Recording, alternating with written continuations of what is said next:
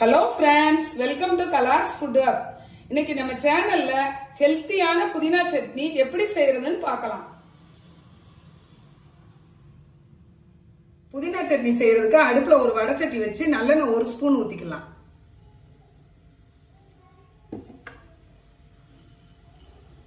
உளுந்தம்பருப்பு 2 ஸ்பூன். இது நல்லா செவக்கணும். உளுந்தம்பருப்பு நல்லா செவந்துருச்சு. இப்ப நம்ம கருவேப்பிலை போட்டுக்கலாம்.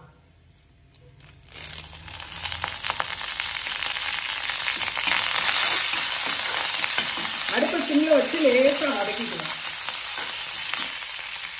கருவேப்பிலை லேசா வதங்கிருச்சு. பூடு 2 பல்.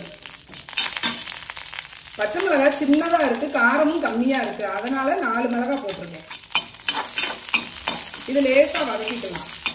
நல்லா வதங்கிருச்சு. இப்ப மல்லிச்செடி கொஞ்சம் போட்டுக்கலாம்.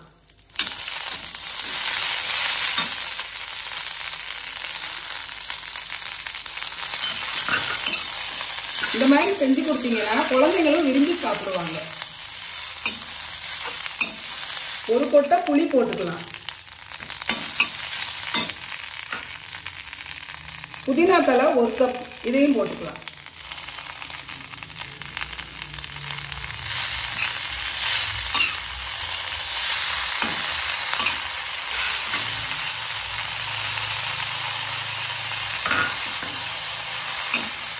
உப்பு தேவையான அளவு. புதினா மல்லி போட்டு ரொம்ப நேரம் வதக்க கூடாது. இந்த அளவு வதக்கினா போதும். தேங்காய் பூ ஒரு 3 ஸ்பூன். ஒரு கிளறிட்டு அடுப்பை ஆஃப் பண்ணிடலாம். நல்லா ஆறிடுச்சு. இதை மிக்ஸி ஜாருக்கு மாத்திக்கலாம். தண்ணி கொஞ்சமா ஊத்தி கொரகொரப்பா அரைச்சிட்டு வந்துடலாம். இந்த அளவு கொரகொரப்பா அரைச்சா போதும். குட்டிமா உப்பு காரம் செக் பண்ணுங்க, டேஸ்ட் பார்த்து சொல்லுங்க.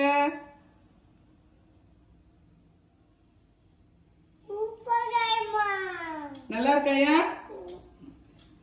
சுவையான புதினா சட்னி ரெடி. வெரைட்டி ரைஸோட வச்சு சாப்பிட்டீங்கன்னா இது ரொம்ப டேஸ்டா இருக்கும். இட்லி தோசைக்கும் சைட் டிஷ்ஷா வச்சுக்கலாம். நீங்களும் இதே மாதிரி உங்க வீட்டுல ட்ரை பண்ணி பாருங்க. உங்களுக்கு இந்த ரெசிபி பிடிச்சிருந்தனா கலாஸ் ஃபுட் ஹப் சேனலை லைக் பண்ணுங்க, ஷேர் பண்ணுங்க, சப்ஸ்கிரைப் பண்ணுங்க. பக்கத்துல இருக்கிற பெல் ஐகானை கிளிக் பண்ணுங்க. Thank you friends.